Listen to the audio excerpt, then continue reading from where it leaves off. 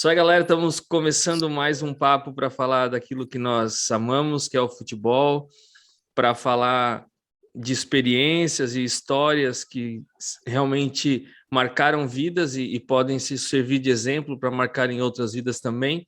Hoje, mais um amigo que tem nome no futebol, mas que não esqueceu as suas origens e hoje continua com esse trabalho dentro dessa esfera gigante que é o futebol, e nós vamos falar um pouquinho da história. Eu vou te apresentar como Chiquinho, que é como a maioria das pessoas te conhece, mas te apresenta aí para a galera. Fala um pouquinho do teu momento hoje que estás vivendo e nós vamos contar um pouquinho da tua história, Chiquinho. Ok. Primeiro, muito obrigado pelo convite, Ricardo. É um prazer poder estar conversando contigo.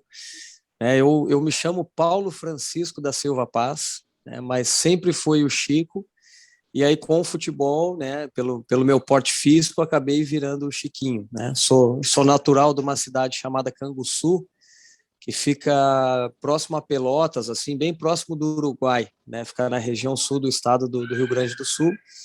E eu cresci nessa cidade aí, fiquei nessa cidade até os 12, 13 anos de idade, e a partir dos 13 anos eu me transferi para Porto Alegre, né? Daí já com um sonho de me tornar um jogador, de me tornar um atleta profissional. Ingressei nas categorias de base do Internacional e ali começou uma longa história aí até conseguir alcançar o objetivo. Eu sempre sou meio repetitivo numa pergunta, mas eu acho que ela faz todo sentido para quem está no meio do futebol. E eu acredito que em outras profissões também, mas isso no futebol a gente trata muito com sonhos, né? Muito com desejos. Quando é que assim o futebol que tu te lembra assim que o futebol entrou assim no teu coração e que tu realmente desejou, viu que era possível tu viver do futebol? Bom, Ricardo, eu acho que assim como na tua época, né, eu jogava muito na rua, né? A gente tinha aquela coisa de ainda jogar na rua, de pé descalço, de goleirinha de pedra, né, ou tijolo que a gente achava, a gente fazia, ou até com os próprios chinelos, né, quando a gente não encontrava. E, cara, eu amava jogar o futebol desde muito novo, desde os 3 anos, assim, meu pai já me levava para os jogos dele, né? Meu pai jogava futebol amador, então ele me levava, eu tenho algumas fotos, assim, com uma bolinha bem pequenininha e ali do lado de fora da quadra de futsal eu ficava jogando com as outras crianças. O que me despertou a jogar futebol mesmo foi a Copa do Mundo de 94. Assistindo a Copa, comecei a acompanhar a história daqueles jogadores. Naquele tempo não se tinha tanta informação, nós tínhamos o que passava somente na televisão, não tinha internet, né? A minha mãe, com muita dificuldade, conseguiu assinar a revista Placar na época, que era onde tu tinha muita informação assim mais profunda do futebol, dos times pequenos. Mas a Copa do Mundo foi o que me despertou a correr realmente atrás desse sonho e começar a me dedicar um pouco mais. Né? Foi lá em 94 com o Romário, com o Bebeto, com aquela turma toda lá que eu, acompanhando o jogo a jogo da seleção, falei, cara, eu quero ser um jogador. E o motivo de querer ser um jogador era querer aparecer na televisão. Falei, cara, um dia eu quero jogar na televisão para um monte de gente me ver jogando. Então esse era o meu desejo ali, lá em 94, onde realmente surgiu e mudei a chavezinha e comecei a encarar o futebol de uma forma diferente. Nós somos de uma geração que teve a oportunidade de ver duas, duas vezes o Brasil campeão, né? E com certeza aquela Copa de 94 marcou muito mais, as festas foram muito mais longe. E eu tô com meu filho com 10 anos que não viu isso. E hoje ele, até na Copa América, foi o primeiro desilusão, ele mais entendendo o que era futebol. E a nossa geração passou por essas Aham. desilusões, assim, e como marcou a nossa geração, né? Mas É. tu fala dessa questão, e para quem não conhece o Rio Grande do Sul, a tua região ela é bem distante de Porto Alegre, né? Não é uma cidade do lado que você vai e volta de qualquer jeito, e naquela época eu entendo que era até mais difícil, e tu comenta que com 12 anos saiu de casa. Esse momento dessa transição, para ti, um menino que morava no interior, longe da capital, já tem essa essa diferença grande, né, de ter que ir para a capital e tal, longe de família. Como é que foi esse processo para ti? Bom, Ricardo, cara, foi bem difícil, assim, eu sempre fui muito apegado com os meus pais, sabe? A gente tinha um ambiente em casa muito bom, sabe? A gente tinha um lar, assim, né? Eu gostava de estar em casa, eu me sentia bem com os meus pais, eu fui criado, assim, com muito carinho, sabe? Com muita atenção dos meus pais. Então eu tinha uma visão de família, assim, muito legal, sabe? Era muito gostoso, assim, poder... Eu via que muitos amigos meus não gostavam de ficar em casa, né? No fim, eu não sabia como era o convívio deles com os pais, mas eu sempre gostei muito disso. E, cara, quando eu saí de casa, eu senti muito, e a minha mãe sentiu muito também, né? Eu acho que o meu pai, por ser homem, tinha que demonstrar um pouco de força naquele momento, mas a minha mãe, cara, e quando eu voltei a primeira vez, eu vim para Porto Alegre, depois 6 meses eu fui em casa, né? Foi o primeiro retorno meu em casa. Cara, eu me lembro, assim, muito claro, quando a gente foi na rodoviária para pegar o ônibus, cara, a gente chorou muito ali, muito. E ali eu fiquei assim em cima do muro, sabe? Falei, cara, eu quero ficar, mas eu também quero ir atrás do meu sonho. E ali foi difícil tanto para mim quanto para minha mãe, né? A minha cidade é 4 horas de Porto Alegre, então não dava para ir todo final de semana, até porque a gente tinha jogo aqui direto. A nossa condição financeira também era uma condição assim limitada, né? Meus pais trabalhavam muito, nunca faltou nada para mim, mas a gente não podia se dar o luxo de viajar toda hora, deles vir a Porto Alegre, não era tão barato assim. Mas tem uma história assim, cara, que antes de eu vir para Porto Alegre para fazer esse teste que eu fui aprovado, eu estava arrumando as minhas roupas, né? Eu não tinha muita roupa, né, cara?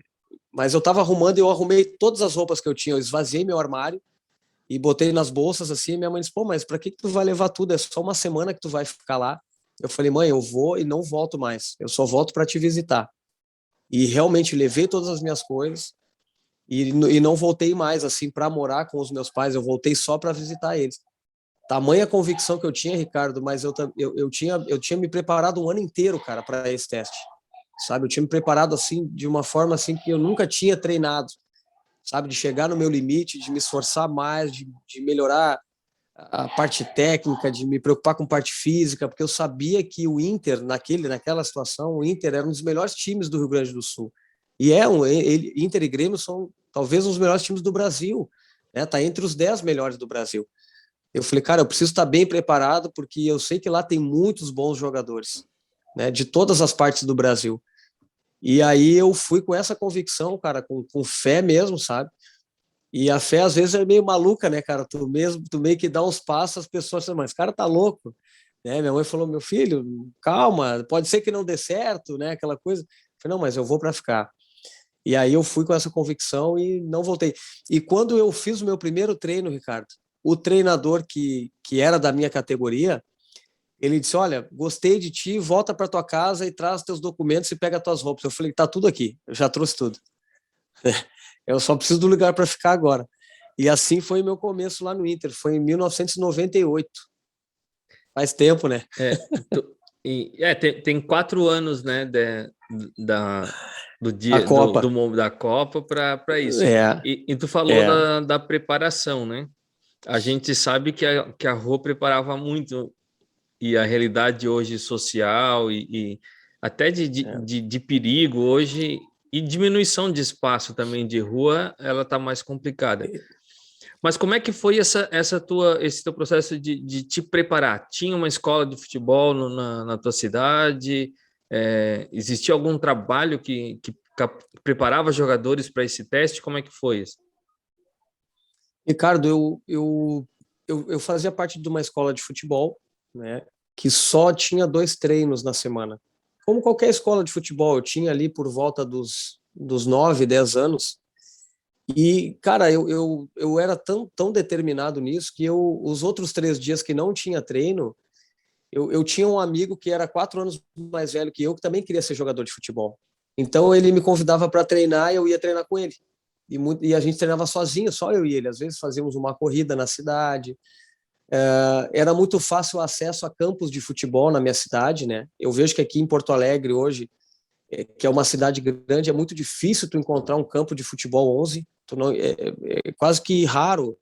E se tem futebol de campo 11, geralmente tu tem que alugar para poder usar esse campo, e é caro, né? Aqui hoje mesmo tem as quadras de futebol society, que é uma moda, né? Quadras de futsal, as estruturas do governo são perigosas, porque geralmente elas estão abandonadas, então existe tráfico, existe prostituição, mas lá na minha cidade, e como tu falou, por ser uma época que era mais tranquilo tu jogar na rua, eu consegui encontrar uma estrutura assim de poder treinar, mas eu fazia muito sozinho as coisas, né? Eu me lembro que eu via o Globo Esporte, eu via os treinadores, os jogadores treinando, e aquelas estacas e aquelas coisas, eu prestava atenção e eu construía em casa. Eu cortava um pedaço de árvore ali, eu fazia uma ponta e fazia uma estaca. E eu fazia 10 estacas e ali eu fazia os meus treinos, né? Então eu me virava. E aí nos 2 dias que tinha treino na escolinha, eu treinava na escolinha, tinha um treinador, né? E também disputava campeonatos por essa escola, que a competição também ela era muito importante, né? E eu jogava futsal em Pelotas. Então eu intercalava o campo, né, ali pelos 10, 11 anos, e jogava futsal em Pelotas, que também é muito competitivo, né? Tem uma escola muito boa em Pelotas de futsal e também de campo. E o futsal me ajudou muito também nessa minha transição depois para o futebol de campo. É interessante, nós vamos falar um pouco mais disso mais lá para o final, que é teu momento hoje, trabalha como treinador e tal, mas como a gente vê, tu saindo com 12 anos, hoje a gente tem criança, eu tenho filhos nessa faixa etária que não vão para o treino sozinho. A gente acaba tendo Uhum. que levar, por toda essa É. situação que a gente está comentando, mas como isso também tem dificultado a gente a produzir uma autonomia nos atletas também, né? Como tu fala, tu Uhum. estava ali olhando, analisando algo e já tentando fazer algo daquilo que tu estava vendo, reproduzindo algo, e isso com certeza deve ter colaborado nessa tua formação, assim, de chegar no Inter um pouquinho mais, por mais que fosse do interior lá, sozinho, não, tu já tinha que, por conta própria, meio que se virar. Então, isso deve ter te ajudado nesse começo, assim? Com certeza, Ricardo, me ajudou muito. E, assim, a minha mãe, cara, ao contrário não era o meu pai que me cobrava, a minha mãe que me cobrava, assim, no sentido de: olha, se tu tem um sonho, tu tem que focar nisso. Não vamos perder tempo, né? A gente tá contigo, mas esse sonho é teu e não é meu e do teu pai. Então, quem tem que acordar cedo para ir para o treino é tu, quem tem que. Teus compromissos são teus, tu tem que ir bem na tua escola. Então, desde cedo, assim, eu tive essa autonomia porque era eu que queria, sabe, Ricardo? Meu pai nunca disse: ó, tem treino hoje. Não, eu sabia dos meus horários, eu tinha meus compromissos, sabia que tinha que ir, né? Me esforçava na escola para tirar ali as notas que pelo menos eu conseguisse passar, né? Mas eu tinha esse compromisso porque a minha mãe me cobrava isso. Mas eu tinha essa atitude de eu ir atrás das coisas, sabe? Porque eu amava o futebol. Eu vivia isso, sabe? 24 horas. Eu que ia convidar meus amigos para jogar, que moravam ali na vizinhança, né? Na comunidade onde eu vivia. Então eu ia lá bater na porta deles, vamos jogar bola, dia de um em um. Tu sabe como é que era nesse tempo? Não tinha WhatsApp, não tinha nada. Eu tinha que ir lá convidar. Não tinha mal, tinha telefone, né? E aí reunia aquela galera e vamos jogar bola. Montava ali o nosso campinho, ia jogar. Então eu tinha essa autonomia, assim, até mesmo uma liderança desse meu grupinho de amigos, era eu que chamava a galera para jogar, né? E isso realmente, cara, o que tu falou foi muito importante quando eu cheguei no Inter, porque lá tu chega no clube, cara, se tu não souber te virar, tu fica para trás, né? Então eu cheguei lá já meio que sabendo um pouco de muitos treinamentos que eu fazia em casa, né, que eu via na televisão ali naquele curto espaço de tempo do Globo Esporte. Falava: opa, os caras fazem zigue-zague nas estacas e dão um pique. Eu já fazia isso, né? Eu já sabia mais ou menos como é que era. Então, quando eu cheguei lá, eu não estava tão atrás, porque era muito difícil ter informação naquele tempo sobre os clubes. Tu não tinha muita coisa, ainda mais de base, né? Não tinha acesso a nada. Então, me ajudou muito, assim. Tem uma história, cara, muito legal que a minha mãe, um dia, ela me perguntou se eu queria ser jogador, né? Eu falei: mãe, eu quero, sabe que é tudo que eu quero. Não, tu quer ser jogador de verdade mesmo? Eu falei, claro que eu quero ser jogador. E aí ela pegou um papel assim, Ricardo, e uma caneta e disse, olha, então tu vai treinar o teu autógrafo aqui. A partir de hoje, tu te compromete com o teu sonho. E aí a gente teve uma conversa ali onde ela me disse, olha, é um sonho difícil que tu tá escolhendo, tu tem que saber que pode ser que não dê certo, e tu vai ter que seguir a tua vida, então tu tem que saber o que tu quer fazer, tu tem que continuar estudando, né? Muita gente tenta ser o que tu quer ser e não consegue, e se frustram com isso, eu não quero uma pessoa frustrada no futuro, então a mãe tá te falando, o que tu quer ser é muito difícil, tem que saber disso, e agora tu tem que te esforçar muito, e a mãe está contigo, o pai está contigo, aquela conversa de família que comprou a ideia, né? Então eu achei que a minha mãe estava louca ali, eu falei, cara, minha mãe enlouqueceu, né, cara? Treinar meu autógrafo tenho 10 anos, mas ali foi talvez uma estratégia que ela teve de, pô, ele vai se comprometer agora, né? Eu fiz um acordo com ela. E foi assim, um pouco dessa autonomia vem disso, né? Ela jogou para mim o compromisso. Outra coisa que eu acho interessante, assim, que o pessoal às vezes não se percebe, que 12 anos é uma criança, né? É, E essa coisa de é, pertencer ao grupo, ela é muito importante, assim. Só que quando você está chegando de fora, querendo ou não, você está tirando espaço no amiguinho dos que estão ali, né? Que com já certeza. criaram essa amizade e tal. Então, assim, tem o sonho de, sei lá, milhares de meninos de 12 anos querendo entrar, mas tem ali os 20 que não querem sair também, e se um deles sai, também gera alguma tristeza ali entre os amigos, assim. Tu tem algum momento, assim, que foi difícil nessa chegada em relação a isso? Tu foi bem recebido? Eu digo assim, não que te trataram mal, mas que tu percebeu, assim, que tu tinha que encontrar teu espaço ali para conquistar isso, que dessa lacuna que os colegas estavam deixando, assim. Ah, Ricardo, isso é uma coisa, é um ponto bem importante, né, da questão do futebol. Meus pais sempre me ensinaram, assim, cara, quando eu chegasse num lugar, sempre respeitar as pessoas, procurar entender como é que funcionavam as coisas, né, chegar com humildade, né, então eu acho que isso facilitou, eu fiz muitas amizades muito rápido, sabe? Eu sempre fui muito educado, eu sempre fui muito de agradecer as pessoas, de pedir com licença, de pedir por favor, sabe, de ajudar.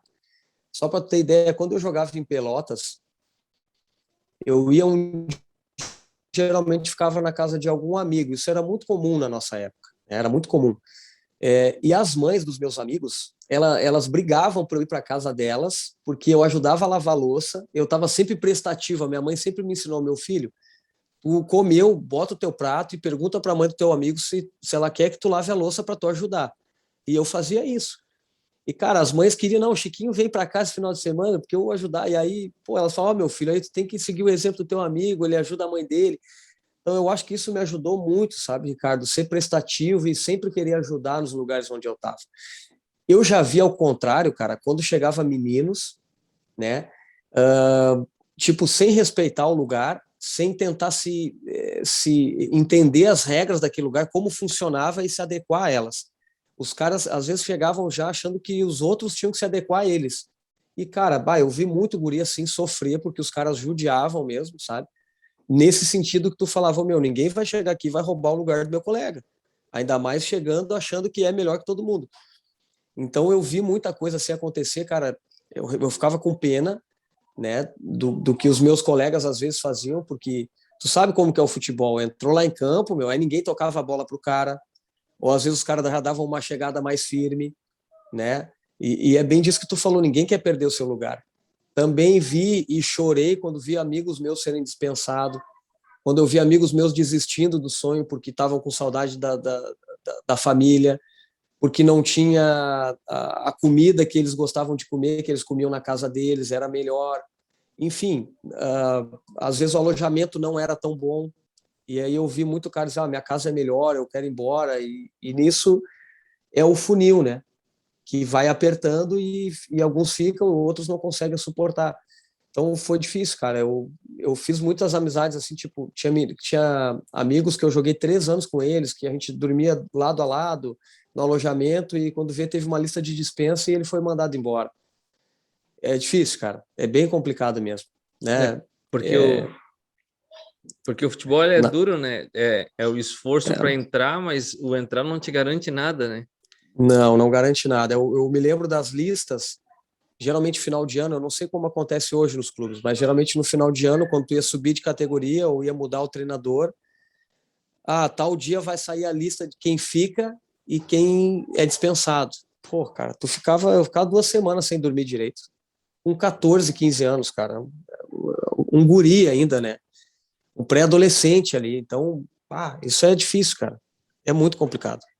E dentro desse processo, antes de se profissionalizar e tal, mesmo com todo esse suporte, né? Pelo que tu tens comentado, assim, esse suporte familiar, ele faz toda a diferença. A gente que está trabalhando hoje na formação de um atleta, a gente vê como faz diferença o apoio dos pais, né?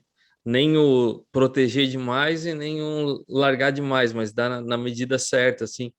Mas teve algum momento nesse período de base mesmo, dessas listas e amigos indo embora, tu chegou a pensar em voltar atrás, assim, desistir, ou o foco, assim, para aquele objetivo que tu tinha, ele foi maior que não chegava a passar isso na cabeça? Ricardo, eu pensei muitas vezes em desistir, cara. Muitas vezes. Muitas vezes liguei para minha casa chorando, para minha mãe, para o meu pai, mãe, não aguento mais, tá difícil, não tô jogando. São vários fatores, né, que acontecem às vezes tu pega uma fase que tu não tá bem, tu não joga, daqui a pouco tu não é convocado, né? Já parece que tu já não tem o mesmo valor. Hoje a gente é adulto, né, Ricardo? Mas, pô, com 15 anos, cara, tu não entende isso, tu não consegue lidar, às vezes, com teus sentimentos, né? Ainda mais longe de casa. Eu sempre falo que ali no Inter, cara, eu tive um privilégio porque tinha uma comissão multidisciplinar, onde tinha psicólogo, onde tinha assistente social, onde tinha um coordenador da categoria. E, cara, eu peguei pessoas fantásticas ali, maravilhosas, assim, que sabiam dessa pedagogia do esporte, né? Eles sabiam lidar com crianças, sabe, estavam sempre à disposição para nos ajudar. Teve uma assistente social lá que se chamava Bernadette, que era uma mãe para mim, cara. Então eu estava sempre na sala da assistência social, conversando com ela para passar o tempo que fosse, para ir lá comer uma bala. Mas era um lugar onde tu tinha um refúgio assim que parecia que era uma figura materna, Uhum. sabe? E ali muitas vezes eu fui, conversei com ela, também falei em desistir. Ela, não, tinha assim, o futebol é assim, daqui a pouco as coisas mudam, continua treinando, tu tá bem e tal. Os treinadores gostam de ti, é só um momento, sabe? Aquelas coisas que tu precisa ouvir num momento de desespero, e às vezes tu vai tomar uma decisão que depois tu vai te arrepender na frente. Então, ô Ricardo, eu pensei muitas vezes em desistir, cara. Até depois de profissional. Tu passa por muitos momentos difíceis, cara, será que vale a pena isso ainda, cara? Pô, tá difícil, sabe? E é complicado porque existe uma pressão muito grande sobre o jogador de futebol, né? Ainda mais quando tu tá no alto rendimento, pode ser na base, no caso de um clube grande que nem o Inter, tu tem que ganhar todos os jogos. A obrigação é do clube grande, né? Não que eles coloquem essa pressão em ti, mas se tu perde, existe uma cobrança em cima disso. Pô, não podemos perder, nós somos o Inter. Esse tipo de coisa, sabe? Que todo clube grande tem. Então a gente estava sempre com essa pressão de ter que ganhar, ter que ganhar, ter que ganhar. E isso é incutido no atleta, e eu acabei perdendo isso depois de um tempo, cara. Porque antes eu sofria quando eu perdia, né? Mas depois de um tempo eu entendi, falei, cara, o futebol é ganhar e perder, né? Não perco o meu valor quando eu perco e só sou valorizado quando ganho. É só um resultado, né? O importante é a minha entrega. Depois eu fui entender isso. O importante é como eu me entrego. Se eu entreguei tudo, show. Se perdi, faz parte, mas eu entreguei meu melhor. Falando disso que a gente estava comentando, que tu comentou que tu viu meninos chegarem meio que querendo dominar a situação e aí foram maltratados dentro, né, da estrutura pelos outros e tal. Eu converso bastante e muitos profissionais de hoje reclamam muito dos meninos que estão subindo que já não sobe como era na época de vocês, que pô, você tá no vestiário com o profissional já era um triunfo daqueles, né? Era um sonho, E era um hoje se sonho. perde muito, assim. O que tu acha que tem mudado na base? Tem a questão financeira também, mas tu acha que tem alguma outra coisa que na base tem se perdido que se tinha antes, que vocês chegavam com tanto mais gana, assim, você via meninos como vocês subindo para o profissional, jogavam, parecia que queriam comer o adversário pela aquela gana, aquele desejo, né, e o Inter tem tantos exemplos assim, né, de meninos que subiam com aquela gana de querer ganhar mesmo, assim, e hoje parece que é diferente. O que tu pensa nisso, assim? Eu acho que são diversos fatores, Ricardo. Talvez o financeiro seja o principal, né? A forma com que se tratam hoje os jogadores de base, né? Supervalorizando muito cedo, né? O acesso que se tem muito fácil a coisas hoje, sabe? Eu me lembro que na minha época ali a gente ficava feliz da vida quando a gente conseguia treinar no campo, no suplementar onde o profissional treinava. Caramba, cara, nós estamos treinando aqui, ou quando a gente ia participar de um treino na equipe profissional, quando faltava algum atleta, alguém estava lesionado. Pô, era um sonho, cara. A gente olhava para aqueles caras e um dia eu quero ser como esses caras, eu quero jogar num estádio. Esse era nosso desejo. Nem passava tanto pela nossa cabeça a questão financeira, cara, né? Hoje os atletas eu com 15 anos, Ricardo, eu comecei a receber uma ajuda de custo com 16 anos. Na época era R$ 150. Cara, para nós aquilo ali era, falei, cara, que loucura, a gente está recebendo já uma ajuda, um dinheirinho para comprar as coisas, eu ainda mandava um dinheirinho para casa. Hoje tem menino com 15 anos, 16 anos aí, ganha 15, 20 mil reais, cara. Eu acho que eles acabam perdendo um pouco desse desejo de chegar, de pisar no profissional, porque eles já estão, a parte financeira já está, já conquistaram isso, né? Eu joguei no profissional ganhando R$ 800 por mês durante 6 meses, jogando, sabe, jogando Campeonato Brasileiro, atuando mesmo, não era estar no profissional, eu jogava, né? Hoje um menino que só é profissional faz um jogo, ele já vai assinar um contrato por 80, 100 mil reais num clube grande, né? Então isso eu acho que é uma coisa que atrapalhou muito, né? É uma geração diferente da nossa, isso a gente não pode negar, né? Eles têm informação a muitas coisas. Isso me preocupa, cara, me preocupa muito, porque a gente vê que eles já não têm os mesmos valores que nós tínhamos antes, né? Os valores mais básicos assim da vida, né? Isso se perdeu muito. Uma das coisas que eu tento fazer hoje, o meu maior trabalho hoje, eu acho, como treinador, é tentar ajudar eles a resgatar isso, né? O valor da família, o respeito aos pais, o respeito ao treinador, que eu acho que na base se perdeu muito. Então, como hoje se supervaloriza o jogador da base, se desvaloriza o treinador perdeu a autonomia, sabe? Eu me lembro que na base eu trabalhei com o Lisca, com o Guto Ferreira, com o Mano Menezes, e, cara, esses caras tinham toda a autonomia, a gente olhava para eles e respeitava muito eles. Hoje eu sei de histórias dentro do Internacional que os jogadores respeitam os treinadores, porque eles são mais valorizados, né? E no fim, quem é que forma, Ricardo? Uhum.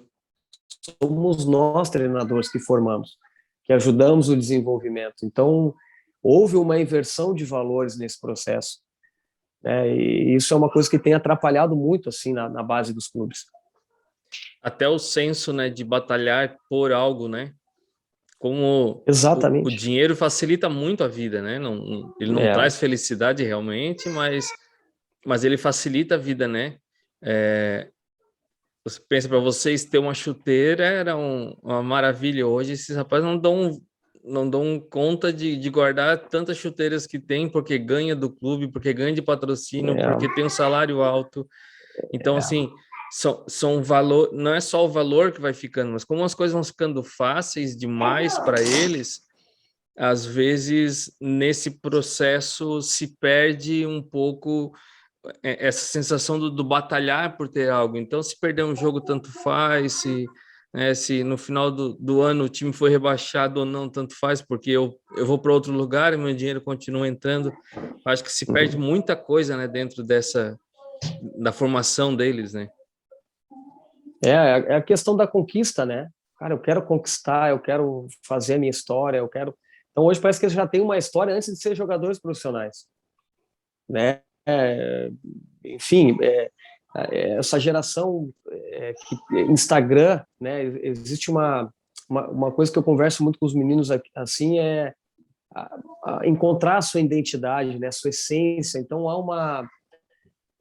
uma comparação assim de um com o outro, olhando o que o outro está fazendo e às vezes até nós mesmos adultos, né, acabamos fazendo esse tipo Sim. de comparação e olhando e sempre achando que a vida do outro é melhor e que está mais fácil, que o cara conseguiu. E eu converso muito com eles aqui sobre isso, na questão de, cara, encontrem a identidade de vocês, né? Vocês são assim, não tentem se comparar com os outros, né? Se é para vocês isso, vocês vão chegar, mas tem um processo a ser percorrido de trabalho, de disciplina, né? De entender o momento, o tempo das coisas. Não é fácil, né, Ricardo? Não é fácil, assim, mas é uma coisa que é trabalhada dia a dia com eles, né? São jovens, a gente já teve nessa idade também, e a gente sabe como é complicado mesmo isso, né? Não é muito fácil. Tu comentou da alegria de estar de treinar num campo que os profissionais tinham treinado e tal, mas eu acho que sem dúvida é um momento que tu deve guardar até hoje na memória, o dia que tu foi pela primeira vez jogar com um time profissional no Beira-Rio. Como é que foi essa sensação, assim? Como é que é esse filme na cabeça quando tu lembra? Ricardo, cara, quando eu fui convocado para o jogo, já foi algo assim. Eu falei, cara, tô indo para o jogo contra o Santos. Aquela época lá em 2002, o Santos era o melhor time do Brasil, o Robinho, o Diego, tava toda aquela galera surgindo, os meninos da Vila, e eu falei, cara. Aí eu pensei na hora assim, né? Eu falei, cara, que azar, né, meu? Vou estrear logo contra esses caras, meu. Eu podia ter contra o time mais fácil, né? Mas aí a gente vê assim, quanto maior o desafio, né? Maior pode ser a tua vitória. E aí eu fui para esse jogo, né, Ricardo? Pô, nervoso pra caramba, cara. Aí o treinador me chamou e disse: Olha, tu vai ter que marcar o Robinho. Eu falei, cara, como é que eu vou marcar o Robinho, cara? Né? Pô, o Robinho era um dos melhores jogadores daquela época lá, pedalando um monte. E eu falei, tá, vou ter que ir, né, cara? E fiquei aquela semana inteira ali. Eu acho que eu sonhei umas 2 vezes com o Robinho. Até chegar o jogo era num sábado, né? Nós fomos na sexta-feira para a concentração. E eu lá, e vendo aqueles jogadores, tudo tranquilo. Para eles aquilo era muito normal, uma concentração, ir para um jogo. E eu pensando só no Robinho, né? Ia comer, falei, vou ter que marcar o Robinho. Ia ver uma televisão, cara, o Robinho, volta e meia o Robinho vinha na minha cabeça. E aí fomos pro jogo, né, cara? Dormi mal aquela noite pra caramba, dormi mal, demorei para dormir. O jogo era às 4 horas da tarde. Almocei e fiquei ali, né, meu? E eu sempre gostei muito de ligar para os meus pais antes do jogo. Ligava para receber aquela palavra, né? Falou, filho, vai dar tudo certo, vai com Deus, nós estamos lá contigo, a gente vai estar na arquibancada. O Robinho é um homem que nem tu, meu pai falou, não fica com medo, o Robinho é um homem que nem tu, não tem nada diferente de ti, faz o teu jogo, joga como tu treina. Eu falei, beleza, vamos embora. Mas eu nervoso pra caramba, né, Ricardo? Mas vivendo toda aquela atmosfera, dando entrevista, nunca tinha dado uma entrevista. E aí entrei em campo. Quando começou o jogo, cara, parece que saiu um peso, assim, eu me esqueci de tudo, sabe? Foquei no jogo e, cara, com 15 minutos de jogo eu tinha cavado um pênalti, a torcida tava gritando o meu nome. Eu falei, cara, o que tá acontecendo? E a gente ganhou o jogo de 3-0, eu fui escolhido o melhor jogador em campo. E ali surgiu, assim, de uma forma, assim, é muito relâmpago o futebol, né, cara? É muito rápido as coisas. Depois do jogo, eu já tinha 5 entrevistas para dar em canais de televisão diferentes. Eu já tinha uma entrevista marcada com o Jornal da Zero Hora, que é o maior jornal aqui do estado. E no outro dia eu já estava na capa do jornal. Eu falei, cara, o que está acontecendo? E é muito rápido, né? Foi muito rápido, assim. E aí foi o que eu te falei, assim, desse desafio, cara, que às vezes tu fica com medo de uma coisa que caramba, eu não vou conseguir. Mas eu vinha treinando e esperando por aquele momento, mas mesmo com medo, que eu tava com medo, né, de dar tudo errado, e a gente tem esse sentimento, né? Eu falei, pô, e se eu entrar e jogar mal, cara? Mas eu falei, pô, eu tô treinando para isso. Né? Eu preciso entrar lá e tentar fazer aquilo que o meu pai me disse, olha, faz o que tu tem feito. Não te preocupa, não inventa nada diferente, faz só o que tu tem feito. Que o que tu tem feito foi o que te trouxe até aqui. Então não faz nada diferente. E eu só fiz o que eu fazia, Ricardo, e deu certo, eu fiz um jogo muito bom. E aí, a partir daquele momento, surgiu o Chiquinho, E ali, em 2002, foi onde eu comecei realmente a ficar firme no profissional, e aí fui efetivado mesmo a equipe profissional e comecei a jogar. Aí vem as coisas que acontecem no futebol, que são os imprevistos, né? No final daquele ano, eu fui convocado para a seleção sub-20. Pô, e era o meu sonho, né, cara? Vestir a camisa da seleção. E eu fui fazer alguns exames no final do ano para viajar para o Rio de Janeiro para me apresentar. E eles detectaram uma doença rara no meu cérebro, cara, numa artéria do cérebro. E ali eu fiquei um ano sem jogar futebol. Então eu não fui para a seleção.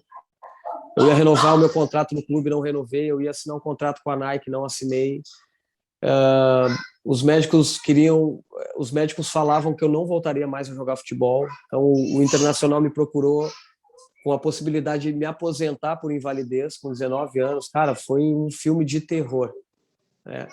Mas aí eu vejo a mão de Deus. Até hoje os médicos não conseguem explicar como eu me recuperei e como eu voltei a jogar futebol. Então, o que a ciência não explica é sobrenatural de Deus, né? Então, eu creio que Deus fez um milagre e que ele sabia de toda a história, né? De tudo até hoje que eu estaria vivendo, todas as coisas que eu já fiz através do futebol, hoje fora, sem ser um jogador de futebol, mas usando o futebol como essa ferramenta, né? Que a gente tem acesso a muitos lugares, né? Ensinando futebol. E aí eu voltei a jogar no final de 2003 e desde então eu continuo jogando até hoje, graças a Deus. É, Foi uma história assim, de superação e de família. E ali eu vi que o futebol, nesse sentido de quando tu tá jogando, tu tem um monte de amigo, tu tem um monte de pessoa te convidando para tudo. E quando eu fiquei fora, cara, sumiu todo mundo. Todo mundo. Eu me lembro um dia que os meus pais falaram, viu? Aqueles amigos te procuravam, a gente falou que era uma ilusão, era só porque tu estava em evidência. Hoje ninguém mais te liga, e realmente foi isso que aconteceu, cara. Ficou só eu, meu pai, minha mãe, minha irmã, 2, 3 amigos, e o restante todo mundo sumiu. e estava comentando, né, dessa questão repentina no futebol, tudo é muito rápido, né? E na vida de alguns atletas acontece isso que aconteceu contigo, né, da questão da lesão e para um sonho, para uma trajetória que você tem por tantos anos esperado e se determinado para chegar naquilo, e de repente, por uma lesão ou coisas que acontecem no futebol, você acaba parando, assim, né? Você teve essa felicidade de ter retrocedido e pôde voltar e jogar e tal. Como é que é na cabeça do atleta, assim, esse retorno? Tem um amigo meu que hoje está jogando na Indonésia, que ele também passou num processo de lesão, achou que ia parar repentinamente, não estava preparado para essa pausa e conseguiu retornar também, está jogando ainda. Mas como é que foi na tua cabeça assim esse retorno em 2003, assim? Porque não foi uma lesão que tu te tirou um mês do campo, né? É algo que tirou um ano dos gramados, assim. Como é que fica a cabeça do atleta nesse retorno, assim? Ricardo, cara, quando eu fiz o meu último exame em São Paulo, que eles falaram que eu poderia retornar, cara, foi uma alegria muito grande, né? Mas aí quando eu cheguei no clube, assim, eu fiquei com muito medo no retorno, né? De sentir os sintomas que eu sentia novamente, né? De ter um risco, assim, eu tenho um risco maior de ter um AVC, né? Maior do que qualquer outra pessoa, porque eu tive uma artéria do cérebro obstruída. Então eu fiz um tratamento com a psicóloga do clube. Eu era acompanhado todos os dias por um médico, né? Claro, o Inter tem uma estrutura para isso. Então eu tinha um médico e um preparador físico à minha disposição todo dia, na minha sessão de treino, né? Esses caras me acompanharam por 6 meses, né? Essa psicóloga também. A minha família foi muito importante. Eles se mudaram do interior e vieram morar em Porto Alegre para estar junto comigo nesse momento. Então eles deixaram a vida deles, né? Meu pai trabalhava lá, minha mãe também, e vieram para cá só para me acompanhar, para estar perto de mim todos os dias e me ajudar nessa recuperação. recuperação. Então, não foi nada fácil, cara. Foi muito difícil mesmo. As dúvidas vinham na minha cabeça, assim, de, cara, será que eu vou conseguir mesmo? Imagina um ano sem jogar futebol, é muito tempo para um atleta de alto rendimento, né? Mas eu agradeço muito ao Inter, porque acreditou, né, que eu poderia retornar, colocou pessoas muito capacitadas para me ajudar nesse momento de como é que se fala, de retomada aos trabalhos, né, dessa recuperação. E eu fui muito bem assistido por eles, né, e me ajudaram muito no processo de retorno. Mas qualquer lesão assim, ela é complicada, né? Eu tive o meu período de ficar depressivo, eu tive o meu período de não aceitar, e depois eu tive o período de começar a me acostumar com aquela situação, e depois o período de falei, cara, eu vou ter fé e acreditar que eu posso voltar a jogar futebol, que Deus não vai me tirar isso, né? E graças a Ele eu consegui retornar. Eu quero dar uma ênfase nesse teu novo tempo, né, como treinador e falar do projeto. Aí o Diogo já comentou um pouco, mas eu queria que tu falasse um pouquinho essa transição de tempo de profissional e o momento que tu identificou que estava o momento de começar a pensar no fim da carreira como atleta e fazer a transição, assim. Isso foi fácil para ti? Levou um tempo? Tu foi te preparando aos poucos? Foi repentino? Como é que foi essa parte para ti? Ricardo, para eu chegar nessa parte, eu preciso só te contar uma outra parte da minha vida que foi um processo muito importante para mim, né, onde eu pude entender todas as áreas da minha vida, assim. Em 2012 eu fui jogar num time do interior de São Paulo, chamado Paulista de Jundiaí, um time bem conhecido ali no interior de São Paulo. Cara, eu cheguei nesse clube assim com a minha carreira muito ruim, muito ruim. Eu tinha me tornado ali um jogador mercenário, né? Eu estava com muita dificuldade em relação ao meu casamento. Eu estava enfrentando muitos problemas, crise de identidade, né? E quando eu cheguei nesse lugar, eu conheci algumas pessoas que me chamaram para participar de algumas reuniões dos Atletas de Cristo, ou algo do tipo, assim, né? Onde eles estudavam a Bíblia. E eu te confesso que sempre fugi disso, né? Sempre fugi porque eu tinha um preconceito sobre essas coisas da igreja ou de Jesus Cristo. E eu estava no fundo do poço, cara. Estava no fundo do poço. E quando eles me convidaram, de primeira, eu falei, cara, eu quero. Né? Eu estava desesperado, eu nunca tinha escutado falar, se eu me aprofundado um pouco mais na Bíblia, né? E sendo que muitas pessoas já haviam me dito, né? Poxa, que Jesus Cristo pode mudar a tua história, Deus tem algo novo para a tua vida. E isso sempre ficou matutando, mas eu sabia que eu falei, cara, eu vou ter que parar de fazer muita coisa que eu gosto de fazer, e que no fundo eu sabia que era errado, né? Mas eu não conseguia me desvencilhar dessas coisas e não entendia por quê. E eu comecei aí nessas reuniões com esses amigos, né? Esses caras investiram tempo em mim e começaram a me explicar um pouco mais sobre o que tinha acontecido na vida deles também, né? Antes de Cristo e depois de Cristo. E eu falei, cara, eu quero isso aí para mim. Né? Eu quero ter uma vida de paz, eu quero ter uma vida de verdade, eu quero poder desfrutar do meu casamento, né? Cuidar da minha família, eu quero também que a minha carreira ela seja restaurada, porque do jeito que está não dá, e é daqui para pior. E ali eu tomei uma decisão, né, que foi entregar minha vida para Jesus Cristo e começar do zero, né, e tirar essa culpa de mim, né, aceitar que eu tinha errado muita coisa na minha vida e parar de terceirizar essa culpa, né, e colocar a culpa nos meus treinadores ou nas pessoas. E a partir do momento que eu comecei a aceitar que eu tinha cometido erros, né, e que eu tinha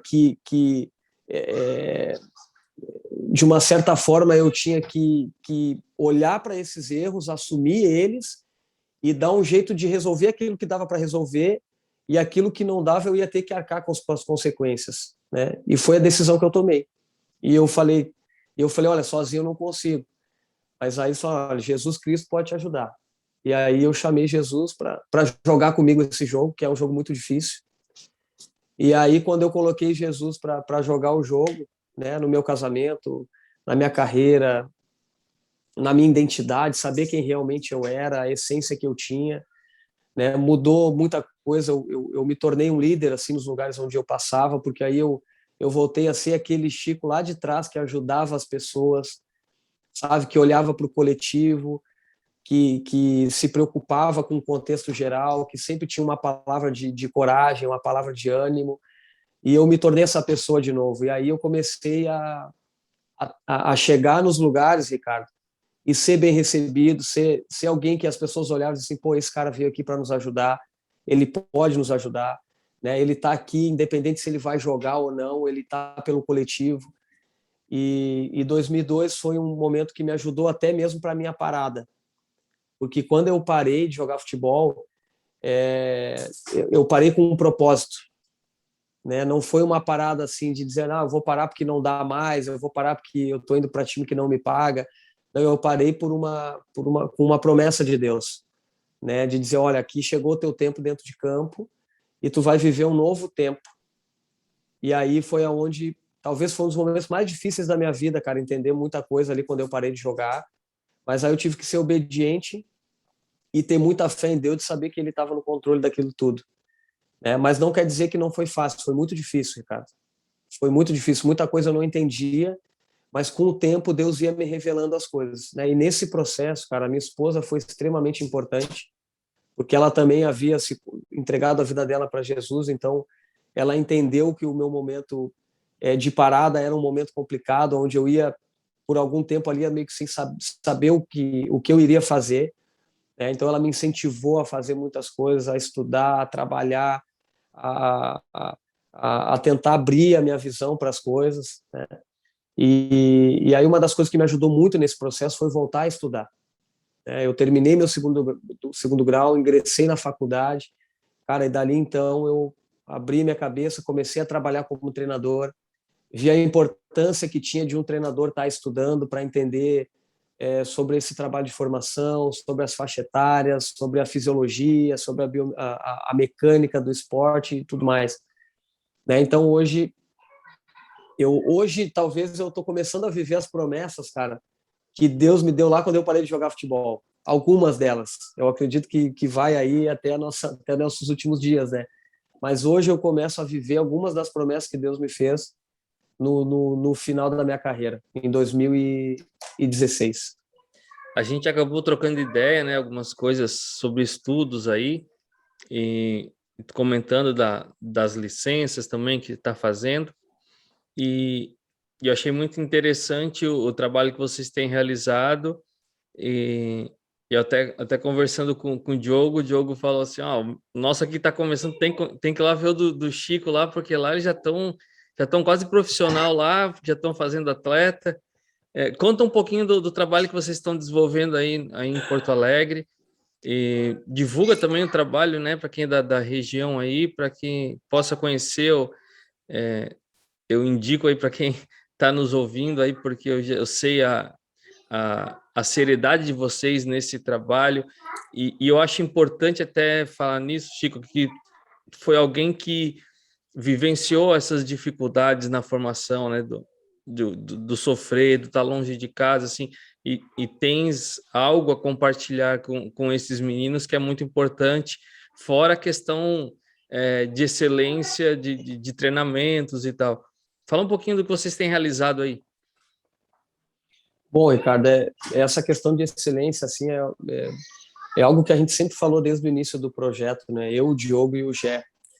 A gente teve uma conversa uma vez e o Gé falou o seguinte, cara, o que vocês dois se veem fazendo, né? E aí a Brasil Futebol Clube ela tem o futebol social, né? E tem a BFC na formação do atleta, né? Então o Diogo sempre gostou do social, o Diogo gostou, cara, eu quero dar treino em comunidade. Aí o Gé falou, não, beleza, então tu não precisa estudar muito, mas o Chiquinho, se quer ir para a formação, tem que estudar. Eu falei, não, beleza, eu quero isso então. E aí eu fui, né, eu já estava na faculdade, aí comecei a fazer curso, né, de como a gente conversou no outro dia. Eu acho que eu te falei, eu já fiz mais de 17 cursos, né, então estou sempre tentando me inteirar daquilo de novo que tem no futebol, ou até mesmo aquilo que já existe, mas a gente tem que estar sempre nesse estudo continuado. E aí eu já falou o seguinte, cara, mesmo que a gente vai dar treino social, que é um projeto social, nós temos que fazer com excelência, porque nós estamos cuidando de vidas, né? Então a gente vai fazer o melhor treino possível. Eu falei, então, cara, eu vou estudar e vou entender tudo isso para fazer isso com excelência. A minha maior preocupação aqui hoje, Ricardo, e o que eu mais procuro trabalhar é a autoestima e a confiança dos meninos que trabalham comigo. Eu acho que isso talvez seja o mais importante para um atleta, né? A parte de campo, claro que a gente vai tentar dar o melhor treino, a parte técnica, a parte física, a parte tática, mas essa parte psicológica, né, a mental, e o cuidado que nós treinadores temos que ter com eles, eu vejo que isso é o mais importante. E talvez é o nosso maior desafio. Porque muitos meninos eles ingressam aqui no projeto onde eu estou à frente com o único desejo de ser jogador de futebol, né? E talvez já chegam pensando, pô, o meu treinador é um ex-jogador, eu também posso conseguir ser porque ele tem muito contato, né? Então a gente tenta mostrar muito bem para eles, e aí entra a conversa que a minha mãe teve comigo, dizer, cara, é um processo longo, né? São muitas coisas que vocês precisam renunciar e talvez mesmo assim não dê certo. Talvez mesmo vocês fazendo o melhor de vocês, talvez não vão atingir o alto rendimento do futebol. Então, por isso que vocês precisam também estudar, vocês precisam entender a identidade de vocês, a essência de cada um. Dá para trabalhar no futebol em diversas áreas, não precisa ser só jogando, né? Não precisa ser só como jogador, daqui a pouco vocês têm um dom para ser um preparador físico, para ser um auxiliar técnico. Há diversas formas de trabalhar no futebol. Então, o nosso trabalho ele tem sido mais nessa parte, lógico, que também formar o atleta, né? E a gente não exclui ninguém, Ricardo, porque o meu maior desafio aqui como treinador é pegar um menino que às vezes não é tão bom e ajudar ele a se desenvolver. E a gente tem conseguido alcançar isso aí, é a minha maior alegria, cara. Né? De pegar um menino que chega ali, ele não sabe fazer uma escada coordenativa, ele não tem o gesto do passe, e daqui a um mês eu já vejo que esse menino está com facilidade de dar o passe, ele está bem coordenado. Cara, esse é a minha alegria aqui. E aí eu vejo eles com autoestima lá em cima, né, já se sentindo, fazendo parte daquele grupo. Então, isso é o desafio. O nosso trabalho tem sido nesse sentido, né? A formação nossa, ela é essa, formar um atleta, mas também formar ele um cidadão que entende o valor da família, que entende que ele tem valor sendo jogador ou não, e que ele tem que ser uma solução e não um problema para a sociedade. Se a gente alcançar isso aí, cara, a gente formou, a gente conseguiu formar alguém. Também vamos formar um atleta, e aí o futebol tem vários níveis, desde o amador até a Liga dos Campeões que o Diogo alcançou, né?